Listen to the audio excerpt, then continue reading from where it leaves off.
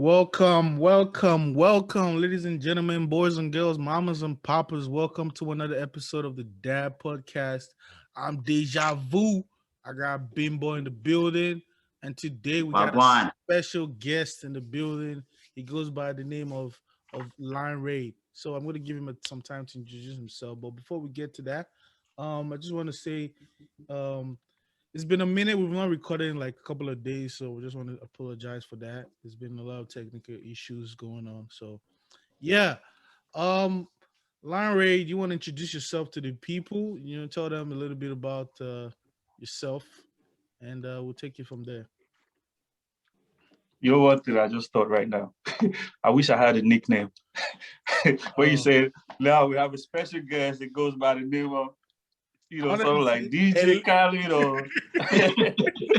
I don't say LA, but I was like, no, yeah. that's not... There are some introductions that are good for nicknames, Yeah. and there's some that just... So you said, it goes by the name of Larry. Yeah, that's cool, guys. It's originality. It's all good. Right. So my name is Larry, and I don't have a nickname. My last name is Etsy, and I mostly go by my last name. And so I'm Deji's friend. And this is the first time I'm going to be on a podcast. I've always wanted to be on one. And so thanks for having me. Welcome to the Dad Podcast. Welcome to the Dad Podcast. Yeah, it's gonna be. Hopefully, you're gonna enjoy. It's gonna be fun. We're gonna be diving into some deep topics. But before we start, we have a mental check session where we just check on ourselves, see how everybody's doing, because there's been a lot of just people just dropping dead lately. There's been a lot of mental stress, financial stress, COVID stress, depression. So we just like to check on ourselves just to make everybody, just see where everybody's at and make sure everybody's good. So Bimbo, how you doing, man? You good? Everything straight? Yeah, I'm good. I think Anything you want to share? Since the last time we recorded last episode, there was a day I really wasn't feeling myself. I think I just woke up that morning. I had a cough and all my joints were like all weak. I was like, holy shit, I think I got the beat. I was like, holy shit, I think I got the beat. Wow. I don't know where I got the beat from, but I think somebody, I could have been. What's the V? What's the V? COVID. The V. It's COVID. Oh my God. They call it V now. Later on. That's crazy. So I was like, I think I got the beat. And luckily enough for me, I was like, especially because of the cough and because, you know me, I'm a chronic smoker. I'm a chronic pot smoker. Yeah. So I was like, so I just went and bought like a cough syrup, and I just guzzed it all. And then the next day my cough had gone, which is pretty good. Oh, great.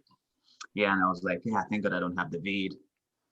Did you go do the vid check test before you say you think you don't have it? Exactly.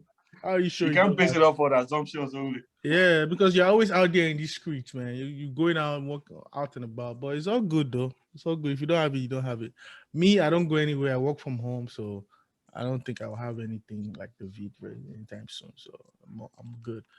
Mentally, I've been stressed because a lot of things going on in my family, but God has been helping me. It's been rough, but based on our background, we came from a rough background, so we've been able to deal with any kind of pressure or whatsoever. It's not something over the top, but it's something that we can manage.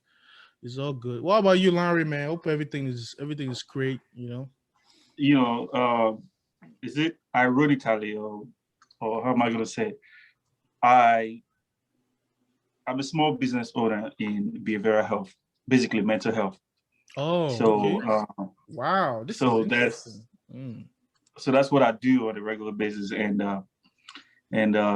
one thing I can say about mental health is that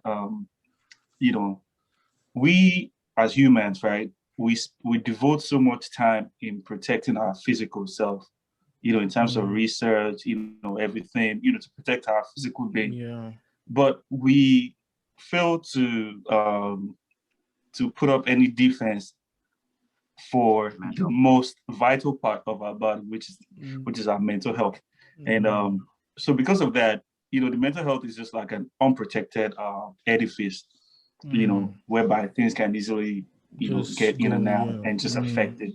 And so the physical part that we spend so much to protect will be meaningless if the mental part is not well protected. So I feel like a lot of people, we will let we just leave our mental health out there without being without any form of guidance or protection or anything.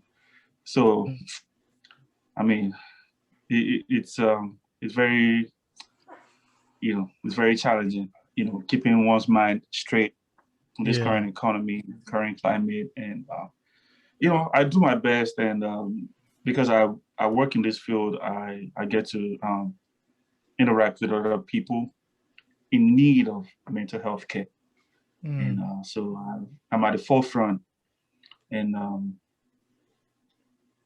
I think me personally, I think I'm good.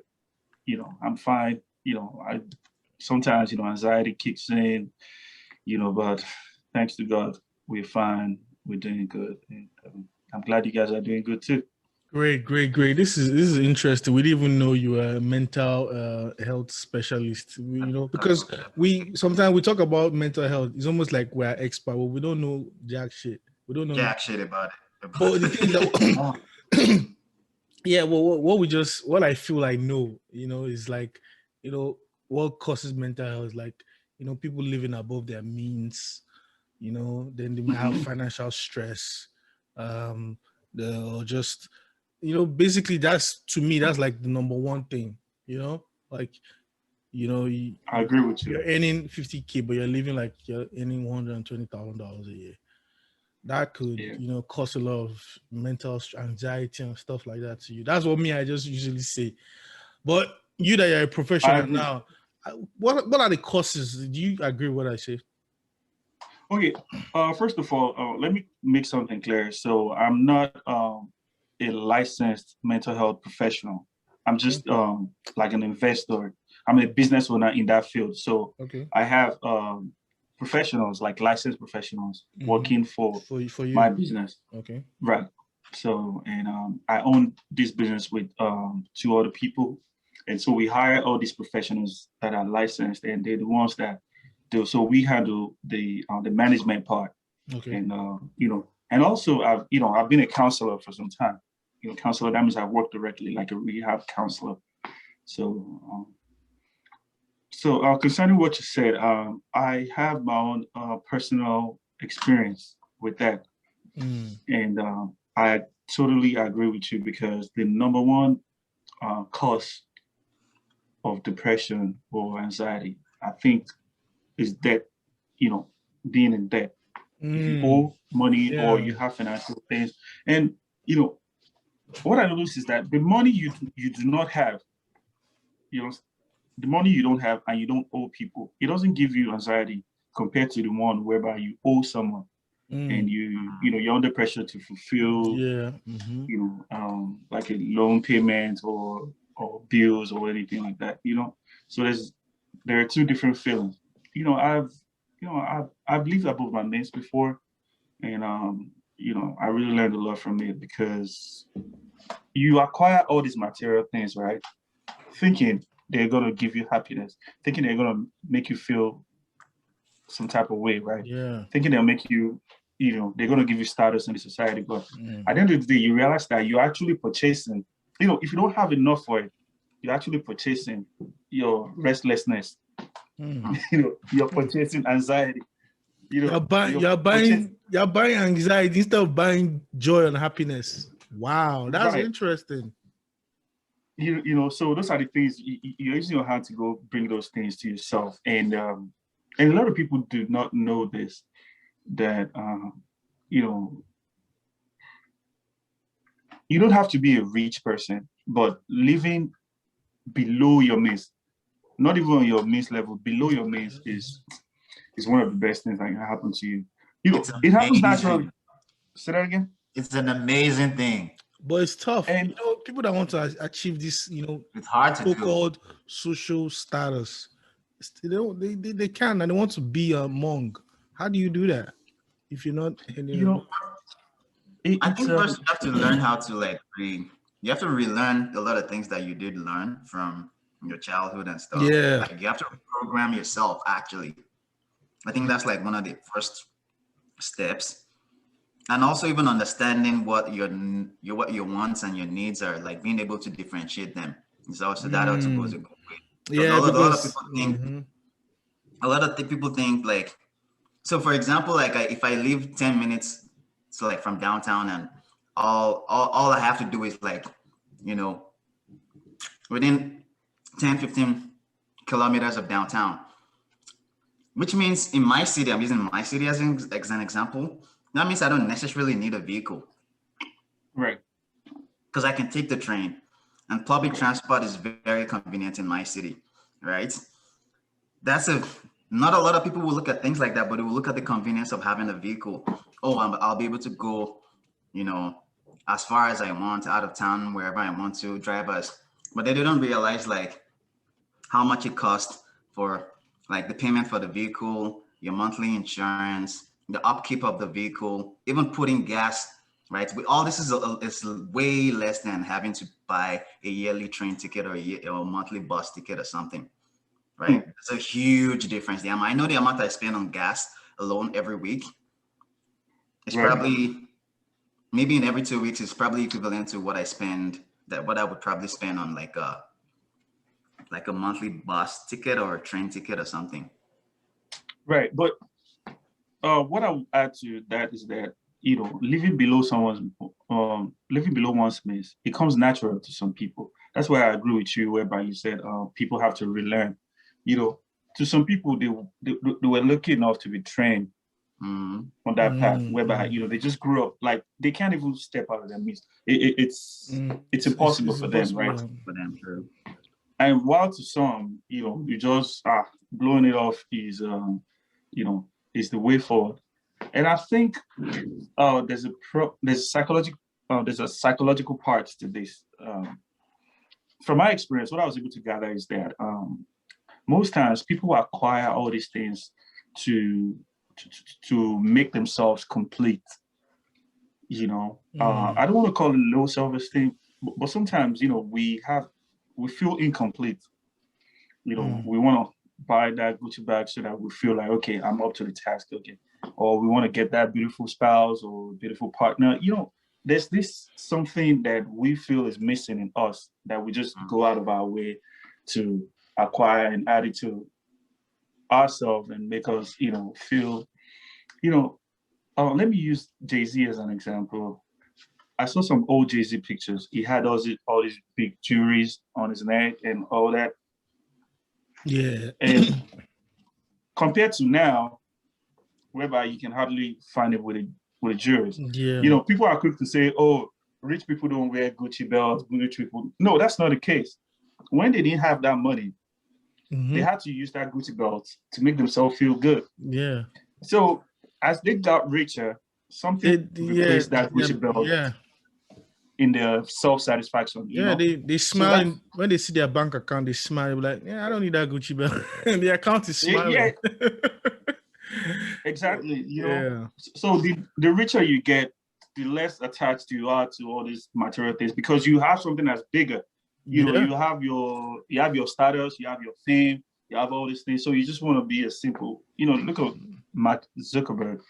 It's good on his t-shirt because anywhere he's recognized, he can talk to any president, any governor, so that's why I don't blame people sometimes when they step out of the line, just want to feel fulfilled. If you can overcome the psychological part, and which is mostly euphoria, or which is mostly euphoric in nature, so I think you'll be fine. So that's interesting. So tell me, how do you guys solve? Do you actually treat people? What's the treatment for stuff like this? Okay, for some ethical reasons, I wouldn't want to delve too much in in how it's done because I don't want someone to quote me because I'm not a licensed mental health professional. Okay, so whatever I want to say. Put it in quotes. This is not mental health advice. Okay. Right. Exactly. So whatever I'm gonna say is just gonna be from my own personal experience as an individual, not associated with my professional life. So, can you repeat your question again? Yeah, the question is like, how do you treat like people that have this depression and mental stress and that come to your facility? Oh, okay. So I think anyone, going through depression or anxiety, they need to, consult a professional and try to talk to someone, seek therapy. Most people think mental health is about, oh, you're crazy or you're going insane. No, it's not. It's not about that. It's just, you'd be surprised that, just 15, 20 minutes of conversation with someone will just, it might just change their mood and make them feel better. Because, for example, anxiety is mostly caused by overthinking, being worried about something. Have you ever been around a drunk person, like someone that got drunk a night before, and when they wake up the next day, you start telling them everything they did, which they can't remember? Yeah. In their mind, they'll be like, wow, what did I do? Did I do this? So that's how anxiety works. You feel, you worry too much, overthinking things. Then most times when you talk to someone, mostly someone that's been through the same thing, and they assure you, it makes people feel better. So I just, I would advise anybody going through that to just seek professional help. Talk to someone. Even, we can be each other's therapists, man. If anything happens to me. Yeah, this is one of the reasons why we started this podcast, because it was like a form of like therapy. Like we just keep, talking about stuff and issues that concern us. Because if you think about it, people don't, especially, men don't really talk about stuff. This is like a form of therapy, but it's not like a professional thing. If people are really going through a lot of stress, you should seek, just like Larry said, please seek professional help. But this is just like a form of, just like you said, treating it is mostly just, talking about it, and just like mostly the soldiers that go to war and have all this PTSD, I think it's PTSD or whatever, post-traumatic stress. Right. They talk, when they talk about it, it helps, I mean, at that moment they might feel sad for reliving that moment, but it releases something in them. So yeah, I think you're right. Yeah, talking really helps, because like they said, a problem shared is a problem half solved, right? Right. Talking usually helps, regardless of what the situation is. Like, give your friends a call, like people that you're close to, your family members. Those are like good things. Like me and Deji talk, like even we have long conversations before we even hit record on, on the podcast, right? So we'd like check on each other, like talk and laugh and like totally even forget that we're here to record a podcast before we snap back to reality. I'm like, oh, we wasted, 45 minutes just catching up. Right. So like, just having a conversation really helps, because sometimes I could be dealing with something now, like, and I'm, as a guy, I'm like, especially like we as Black people, right? We don't believe in therapy. We don't believe in talking. We just believe in like, just shove it down there and just, just let it die there and just have fun. Yeah. But like sometimes it's like, situations like this would always, like, you can only shove things away for like, you can't shove it away forever. You'd always come back to, if you don't address it, right, it would always resurface. If you don't address things like that. So yeah, even if you power them up, it'll get to a stage. As we say in Nigeria, one day bubble will burst. It will get to a place there will be nowhere to even hide their emotions anymore. True. So and the sad part would be like, the place, I mean, the time that stuff is going to bust might even be, an unwanted situation. That's why some people just, have you ever come across some, like someone that just make a mountain out of a molehill? Like a small issue, they just flare up. Oh, okay, yeah. Mm-hmm. Yeah, then they will come back to you. Building up, yeah. Something has been building up for a while. So, but let me tell you the reason why most people hold back. I think it's two reasons. First of all, shame. And second of all, no one wants to be judged. And, we feel if we share our most embarrassing moments or things that we're going through, I feel like you might just start looking at me like, this one, you don't even have sense. Or you might share with someone and someone and someone, So the shame itself is something like, so people just prefer to just keep it in, suck it in, and, whatever happens, happens, rather than talking to someone. So this is why I kind of encourage people. I know let me digress a little bit. We have friends. I have friends. I have my close friends, right? My best friends and I have other close friends too. I think people are fond of, taking their best friends stuff, or taking their friends stuff, that I was told that they heard in confidence, right? Okay.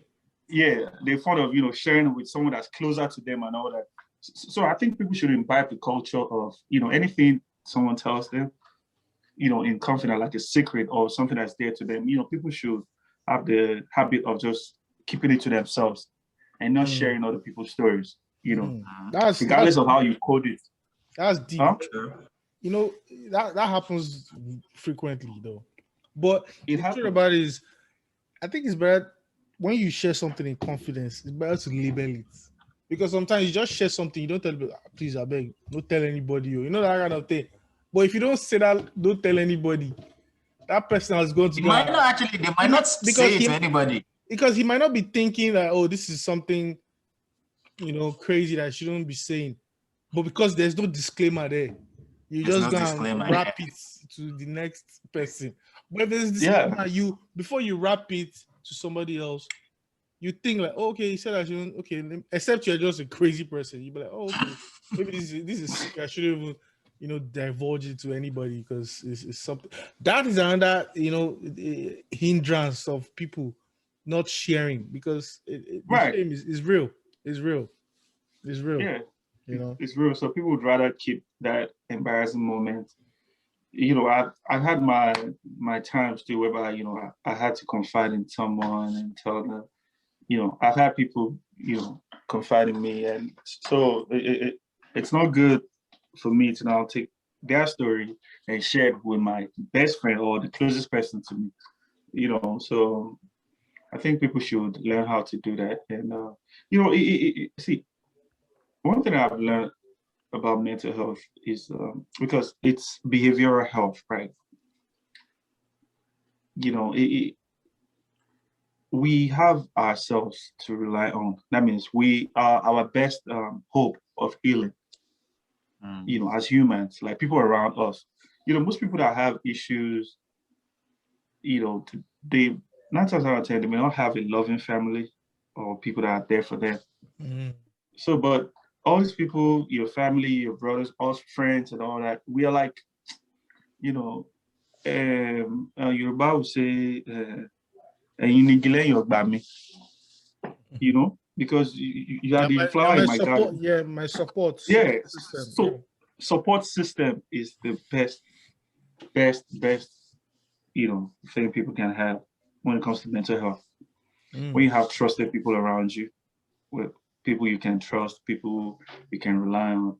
That's why, we just have to be there for each other. I have some of my friends that I just call, just to check up on them, that's why I like that mental health check you did. It's really cool. I think I'll be doing that too. I'll be doing that more with my friends and family. The reason why we did it is because we wanted to be asking direct, like we don't want to sugarcoat it. You just want to be direct, like how are you mentally? Like ask the question, not how are you doing? Yeah, not like not like just something shallow. Like you just want to know if you're actually mentally okay. So going through something, and, you should feel free to share. Yeah. Because a lot of people too, you would ask them, you would actually even as a concerned friend, you would even, how you can always, when you have like friends that you're close to and you understand them, you know them very well. And sometimes you can see how there's like a difference in like their behavior and stuff. And you come ask them like, is everything all right? Or are you going through something? And you can tell deep down that that for a fact this person is dealing with something, and yet they would smile at you and like, no, I'm fine. It's just nothing. But deep down, for a fact that like, this, you know, you're not being yourself, there's something definitely happening. Yeah. Oh, people. Yeah. Oh, tell me something. People are going through something. You know, the best way to know that is if you are going through something yourself, and you just go out there to, you know, maybe to a party or or even on the podcast, and you have something going on deep inside you.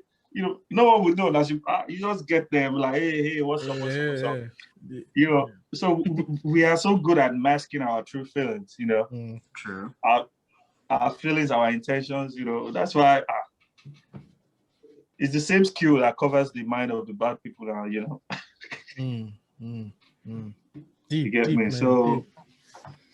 Man, we just dive deep into this mental space without even knowing. We spent almost 30 minutes talking about mental health. are you serious? Yeah. Wow. Yeah. That's good though. That's good. That's good. That's like a first, you know. That's like a first. But it's all good, man. We learned a lot today. We learned that, you know, living above your means, you know, is one of the causes. And people don't like to divulge information. That's why you have to talk to a professional, because, you know, you don't want people to shame you for what you're saying. So it's easier to talk to a professional than to talk to your neighbor, because you don't want your neighbor to go and tell other people the skeletons in your cupboard. So yeah, seek professional help if you're going through stress, and talk to somebody about it. Yeah. So Bimbo, let's dive into the topics we have today, and we'll ask Larry for his insight. What you want to go first? Okay, what do we got? I don't know. It hasn't really been the best of weeks. Of week, I think. Just because in my radar, it's just there's been a lot of deaths. Like a lot of things I saw had to do with death. You know, this person dying, this person died, this person passed away, this person, like, you know, hasn't. I don't like to start with things that are not very pleasant. Okay. But I don't have anything that's pleasant that we could start with. Let me start with something pleasant. Let's talk a little bit about investment. There's a have you guys heard about the 3% rule? That's investing 3% of your monthly income in yourself. Oh no, I haven't heard that. Yeah, it's something I learned recently. So you know, you can start with that and share. Like, you know, if you make $5,000 a month, invest 3% of that. Maybe buy a book or learn something, a new skill. You know, just for your future, because you never know, you might just need it. So that's just something I wanted to just put out there. It's a little gem, just, you know, invest 3% of your monthly income. Yeah. What else is going on? I didn't know that. Method Man and Red Man, they had a versus battle. Yeah, they had the versus battle on 420. On 420, yeah. Smokers know how smokers are of how high. You watch how high now. You know what that means. You know, how high. Larry doesn't smoke, so he doesn't, you know. No, I don't. He doesn't indulge in such a trivial, you know, thing. No, well, I wouldn't call it trivial. You know, it's a free world. People can, you know, people can. I just know I never liked to smoke, and you know, it's not. You like to keep a clear mind. I mean, people that smoke feel smoking makes their mind. You know, no, their mind is not clear. Their mind is all over the place. Ask Bimbo. Nah, speak for yourself, Deji, man. Come on, speak for yourself, like Larry. Your mind is clouded like the smoke. That's man, how your mind. My mind ain't clouded one bit. It's okay, so you're focused. My mind ain't clouded one bit. When you smoke, you're focused. Totally. If I want to be, and I can be distracted if I want to be distracted. Well, let me ask: do you? How often do you smoke? Oh, every 2 hours. Like every hour and a half.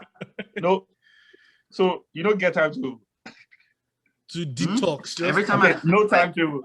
I smoke a lot. Like, you know, you smoke. Okay. I'm a chronic smoker. Like I smoke. Like I smoke a lot. Like, okay, if I were to put it in a joint, because I don't roll joints, I do bongs. So if I were to, when I used to roll joints a lot, I think I used to smoke like 7-8 joints a day. Oh, do you drink? I used to, not as much anymore. I don't really enjoy drinking. I'm actually drinking right now, but I don't really drink. I drink like maybe once every 2 months. Oh, well, that's good. I mean, as long as you're fine with it. And so are you going to take a smoke break during this session? I mean, I do take breaks every now and then when We're smoking right now. Like he smokes I smoke on you smoke on the pod now. Oh boy. Yeah, smoke on the the pod. I'm a chronic. But always like it's not like a joint, so you can't like yeah. Oh yeah. It's just you just so I always have weed in my system regardless. You just always. see So I'm smoke always on the screen. Yeah, so, but I it doesn't clear my it doesn't cloud my mind though, like, because I don't know, maybe it's because I've been smoking for so long and I have very high tolerance, and plus, like, with me, I guess maybe it has to do with like the nature of my work as well. With me, certain things, if I want to do, I actually do better when I smoke. So like I woke up at like 5 a.m. this morning and I started editing. I had to smoke a joint first for me to be able to focus to edit at 5 o'clock in the morning, because I felt like if I just sat down here without smoking, I've been distracted and wanted to do like because I always have like these regular morning chores. Like I always take 30 minutes to like meditate and like just focus on myself and not talk to anybody, no phone calls, nothing, no reading, just sit down and just meditate. And I had this deadline that I had to meet up with. So I felt like if I didn't smoke, if I didn't wake and bake, right, I would have been distracted by my regular morning chores. Like I'd have wanted to take like half an hour for myself, and then I would have wanted to do like the cleaning of my house and all these things, which would have pushed back my delivery time that I had to present the project. So you're a full-time filmmaker. Yeah. Wow, that's cool. Wow. That's it. So, Deji, can I ask questions? Yeah, go ahead. Totally. Yeah, why not? That's what we're here for. So what do you guys think about, the COVID vaccine and the society opening back up? What's your own view? Have you been vaccinated? I'm not taking the vaccine. Why not? Because I feel if you check CDC website, it's not been approved by the FDA. It's only been approved for emergency use because of the pandemic. So anybody that is taking it now is a guinea pig, in quotes, because they are experimenting. It's not been fully developed. So I'm going to wait for that till it's developed, probably next year. Do you go to Winners Chapel? I used to school with Winners, so I went to Covenant, so yeah, but that was not my church. Yeah. Okay. So, but what do you think about it? For me, I also haven't been vaccinated. I didn't take it yet. I probably won't take it yet too, because I feel like it's too early, but I know eventually I would need to, because I think it would get to a stage where certain things you won't be able to do, like travel, getting certain flights. Sometimes it might even be a requirement for every workforce at a particular point in time. God bless you. I think until it gets to that mandatory level, yeah. And plus in Canada, they're not like the number. The vaccine is not everywhere. Yeah, like it's a lot slower compared to. I saw Dustin Trudeau was taking one recently. Yeah, and plus, like I don't know if you guys in your the prime States minister, they do it, but like in Canada right now, especially in my province, right now they're still like giving people from I think 51 to like 40, from 40 to like 51. So I haven't even if I want to take it, I haven't even gotten to that age group where I actually qualify to take it yet. I have a question about this before we kind of like leave this whole COVID thing. So for both of you, like as a whole, as a human race, right? How do you think we handled? So looking back from like when the whole COVID started, thinking of the lockdown, how we affected the whole world as a whole, right? And I want you guys to consider we humans, our level of intelligence and the type of things that we believe that we know. So if you put all that together, right? Speaking of COVID, how do you think we handled it as a whole, as a human race, not as a whole, like as a human race? Do you think we did well for the fact that it just came to us out of the blue and unprepared, or do you think we handled it how? What do you guys think? Okay. Deji, should I go first?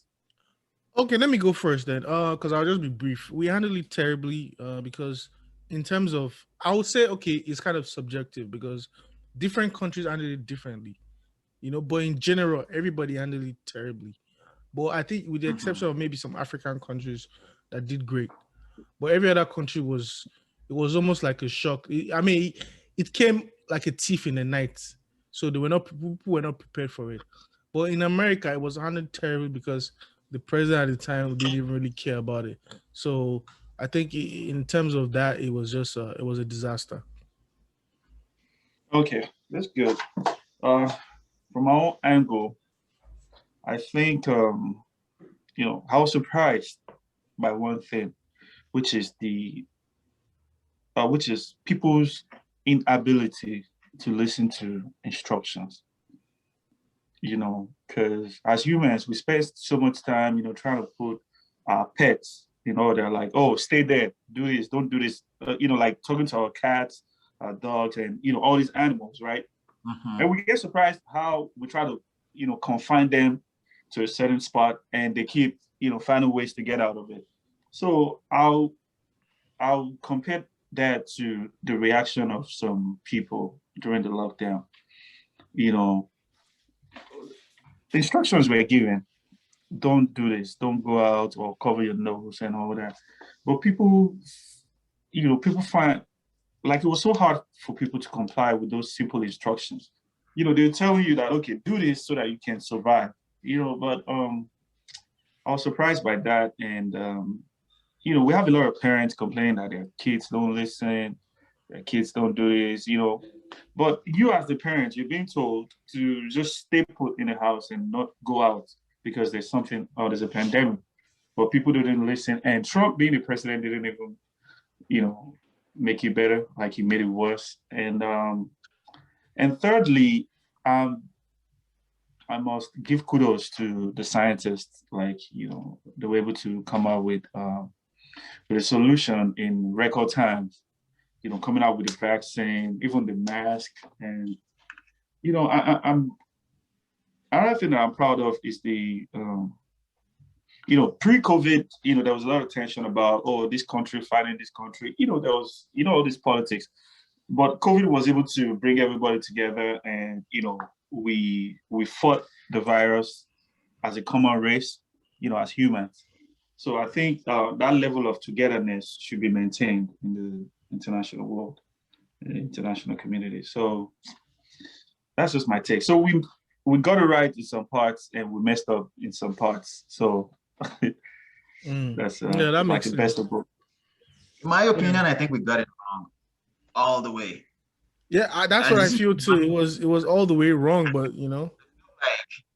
I felt like we handled it terribly as a race, as the most dominant and the most intelligent race on the planet, because we tend to always, if you look at like our science and like and technology in terms of, and like even the military as a whole, like the kind of things we focus on, like going to the moon and like flying helicopters in Mars. And then we know for a fact that there's like meteorites that come from space every day. Those things carry bacteria, right? They carry viruses, right? There's so many things that come into our planet every day, right? And this is 2021. We've gone to the moon. We can go to the moon right now if we want to. We have space stations. We have all these things. Look at the technology. We are building nuclear weapons. We're building a colony on the moon, right? We're selling property from Mars and like property on the moon already, right? They actually found they actually got a device that produces oxygen now. So yeah. Right.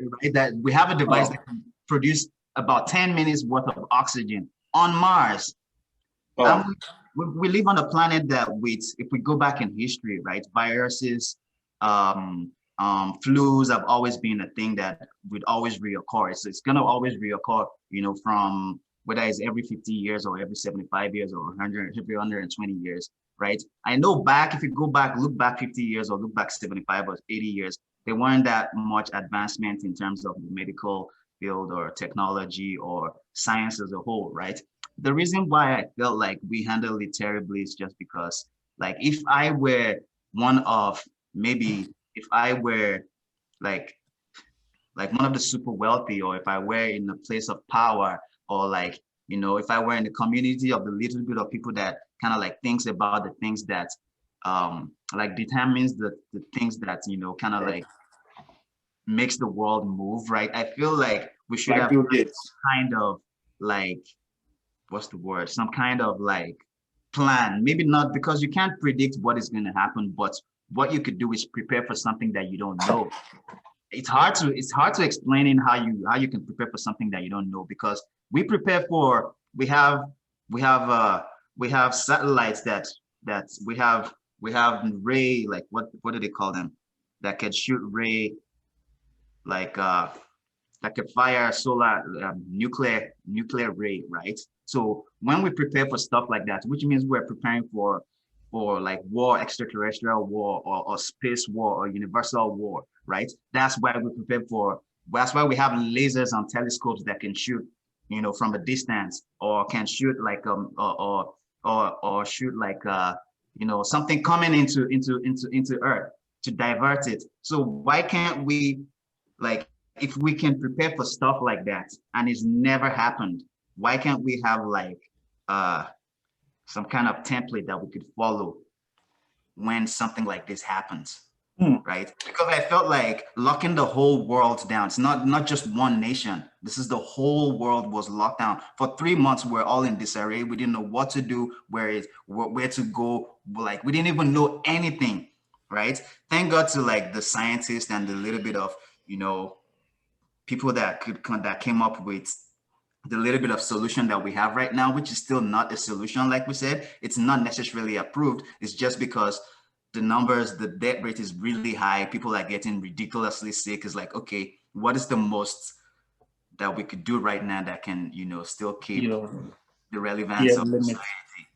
So I feel like as a race, we handled it terribly, like really, really bad. This is just my own opinion. Like, I felt like we should have had some kind of, because like, our military would always be ready for anything that is coming, even if they don't know. Even if you can't, like, you can't visualize it, you can't picture it, but you would just have There's no threat. We should Even have. There's no threat right now. There was no defense. Right? If they had told me like there would be something that the whole world would be locked down, I would have said, there's no way, there's nothing possible like that. But I'm going to say something, right? I mean, to the best of my knowledge, I think the White House used to have an office that handled world health, more like a pandemic office. I think it was under the Security Council in the White House, like the White House Security Council. So they had this office that was in charge of, checking if, just checking all parts of the world to identify any virus or disease that can cause a pandemic. The moment Trump got into office, he closed down that department. He cut the budget, and every staff that was in that department, they were reassigned to other parts of the U.S. government. So some experts believe that if that office had been functioning when the virus first broke out in Wuhan, China, it would have been detected earlier than, when they discovered it. So I feel, the U.S. government and most governments in the world, they actually showed their mediocrity. Like, I was surprised by the reaction of most of these governments because they were confused. So I'm like, the whole population relies on you for their protection and their security. It made the nation vulnerable, Yeah. And also, if you guys remember too, like, think about it, like before last year, right? The whole world would have thought that,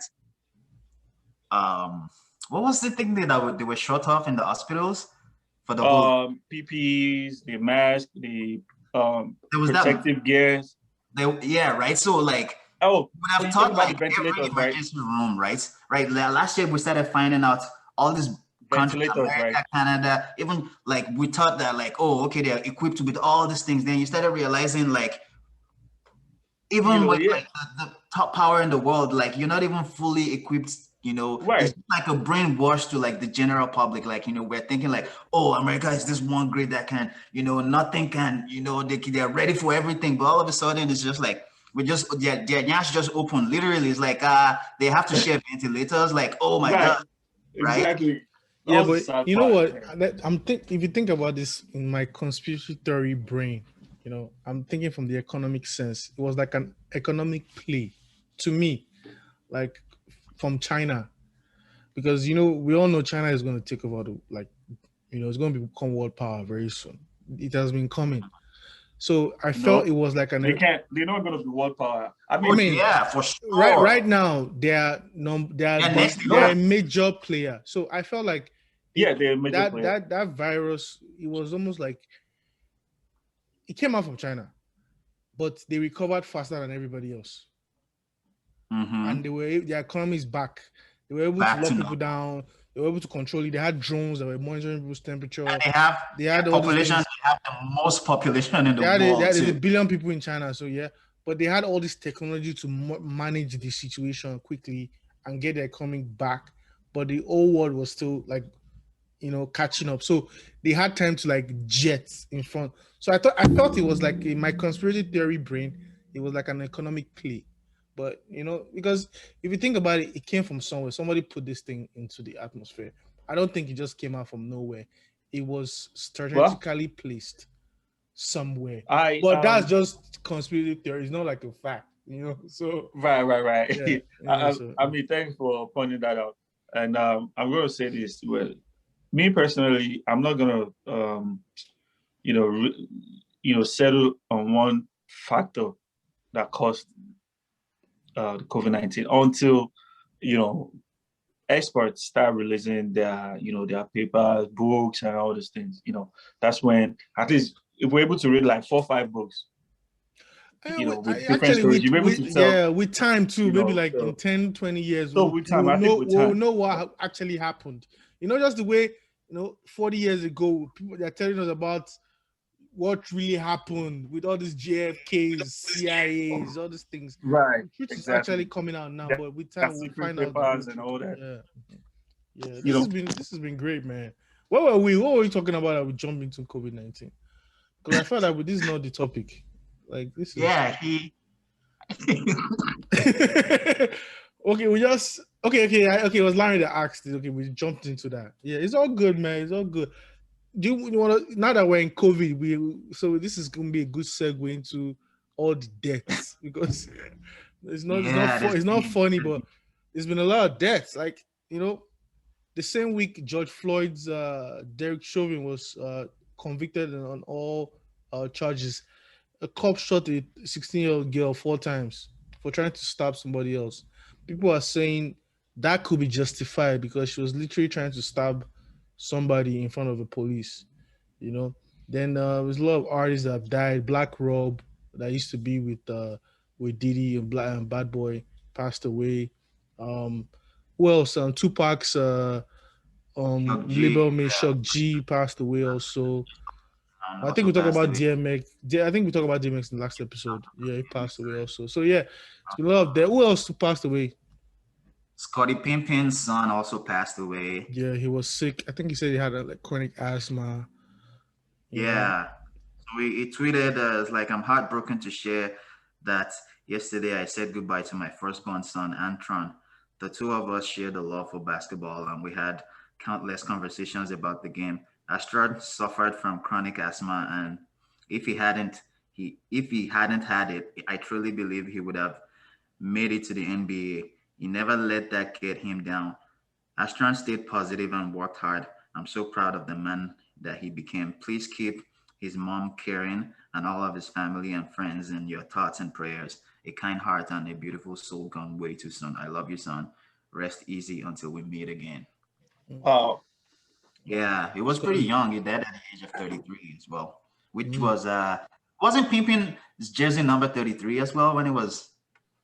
Oh, I don't know jersey number. Yeah, I think so. Jersey number. Yeah, who else you said passed away? Also, the president of Chad, President Idris Deby, was also shot dead. So he's a militant. He's known for always like fighting. No, it's not really. He's not the guy that always fights in Boko Haram. He's the president. Yeah, he's not a militant.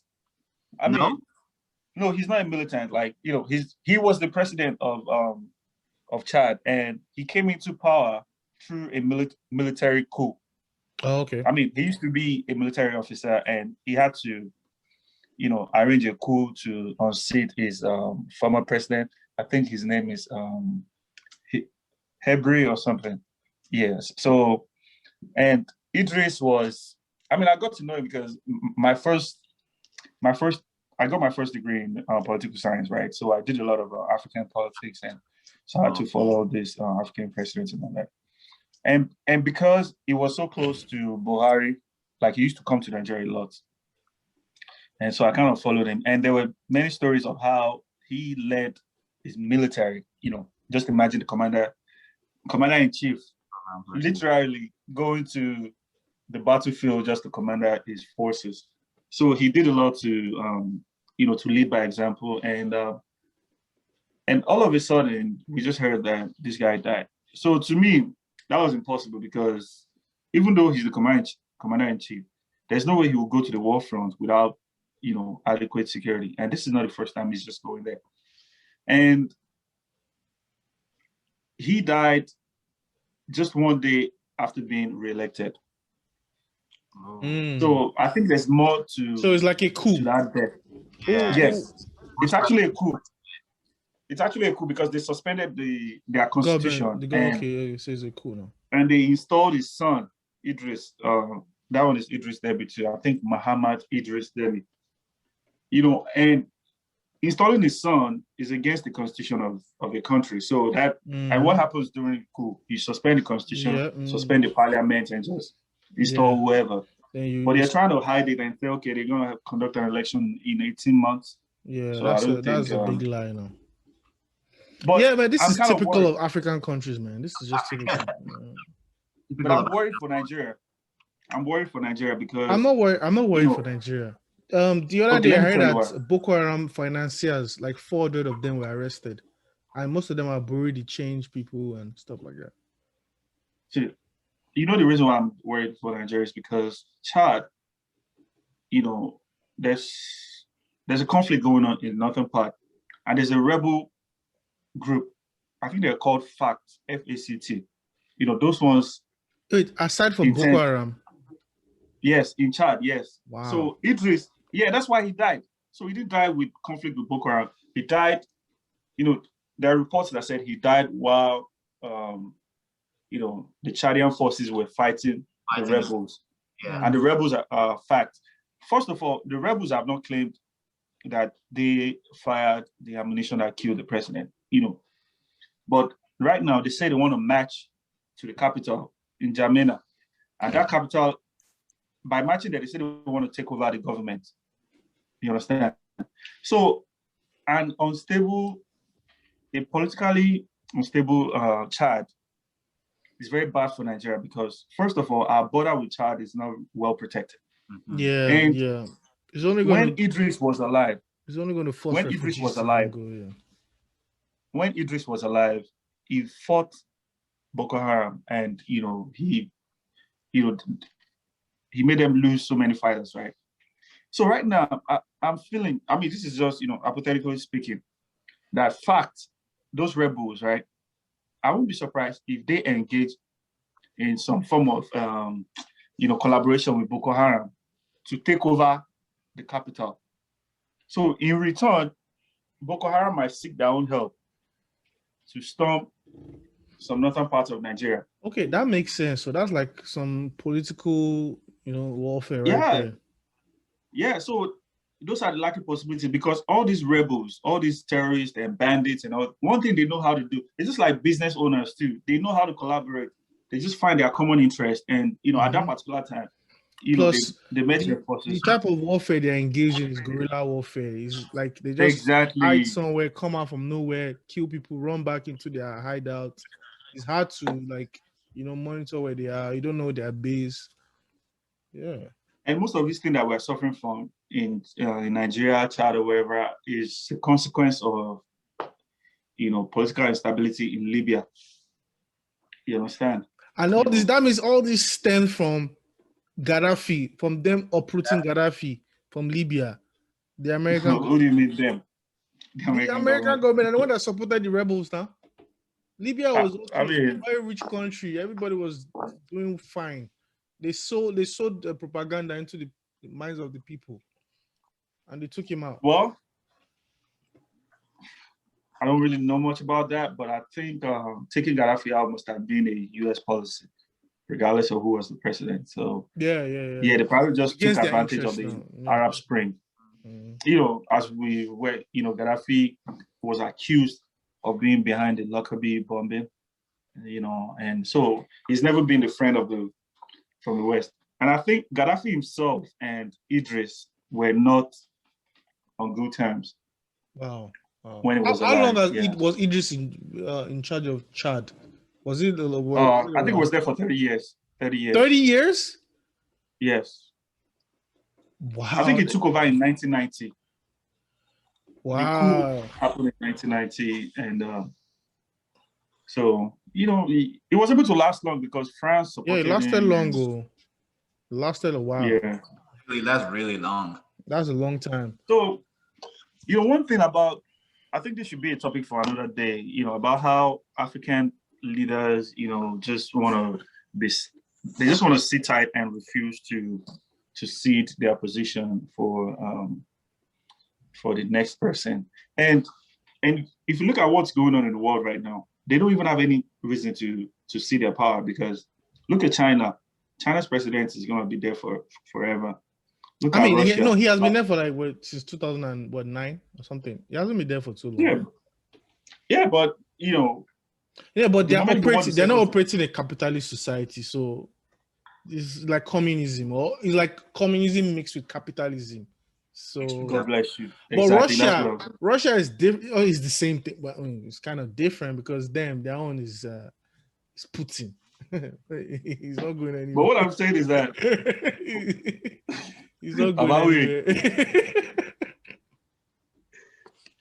What I'm saying is that in being a permanent president is now the trending, it's in fashion, because look at Turkey, look at Saudi Arabia. So I was one of the people that believe that if Trump had won the second term, there's no way. He would have changed the constitution. He wanted to because the systems in America are just too deep. Just too. Yeah. It's been 400 years of demo. It's going to be hard for you to. I mean, he tried in 4 years. I mean, a 400-year democracy in 4 years was about to topple it. But if he had done 8 or 12 years, he could have achieved that goal, because he would change everybody in the Supreme Court. He would literally change everybody. There's things that I would have done that he would have, would have made him there for a while. And the funniest thing was that he had so much support. All those Republicans, trust me, if Trump, they were ready to support him to anywhere. Man. If Trump wanted to become a king, they were ready to say, okay, let's go, blah, blah. So, I mean, this is a topic. Should we pend it to another day? Yeah, this is a topic for another day. So, my Twitter handle is NoCapCappy. That's at NoCapCappy. It's the same thing as my Instagram account, so you can catch me on there. Let's connect. We can continue this conversation, and I really enjoy it. Thanks for this opportunity of coming to your podcast. And I would like to do this again. This is what we do. I would like to do this again next week, or even anytime. It's great having you, man, Larry. Thanks for coming. Yeah, it was great to have you. It's been entertaining, informative. We learned a lot of things today. Oh, I learned from you guys too, man. Please, I think when they open the border, we should come and visit you and see how that smoking works. It's legal in Canada. It's legal in Canada, so it is what it is. But waiting for America to legalize. I'm just about to smoke another. I just grabbed him.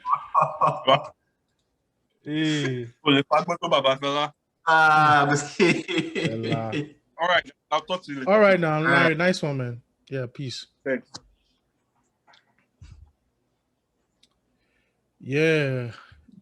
Back the gang. Back to the gang, man. That was an interesting one. Thanks. Yeah, that was interesting. Shout out to Larry for coming. He had so much insight, and I didn't even know it was that deep. He shocked me with that mental thing, though. Like I was taken. I was surprised because we spoke about it, and the next thing we said, "Oh, I have a business." I'm like, "Whoa!" Oh, you have a business? It's not something you hear a lot. Like you don't see people talk about having businesses around mental health or something. So when I first heard that, I was like, "Wow, this is so different." And I'm a lot more interested to hear, what his opinions and his inputs and how he does his things. Yeah, maybe. Let me play my sleeper. There's this song I just heard today. Let me just play it. I like it. One of my SoundCloud artists.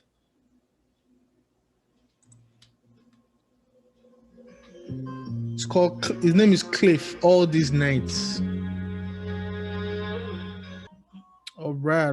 That's Cliff. All These Nights, man. Deep, dope. But what you got?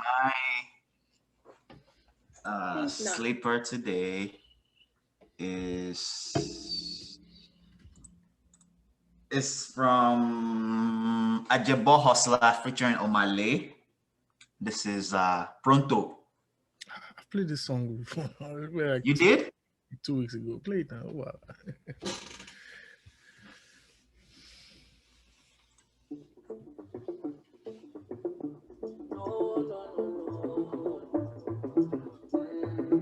Yeah. That was Pronto by Ajebo Hustlers and Omar Lay. All right. There you got it. There you have it. Looks like we've come to another end of the Dab podcast of today's episode. Episode what? Remind the people what the episode is again. I think it's episode 34. Episode 34. Yeah, so doing numbers, guys. Yeah, 34. We've come a long way. Bimbo, housekeeping items. Yeah, same thing. You can send us an email at dabpodcast@gmail.com. On Twitter, you can tweet us a tweet. It's at dabpodcast1. On Instagram, it's dabpodcast. And you can also find us on Radio Republic. We're also on Anchor, Breaker, Google Podcast, Pocket Cast at dabpodcast. And for my final words, there's more than enough love to go around the world. All you have to do is share. All right. There you get it. My final words, just like Joe Budden always says, life is a series of moments and moments pass, and let's make this one last like it's all that we have. I bid you guys adieu. Odabo, Odaro, Ewala. Bye-bye. Peace out. Peace out.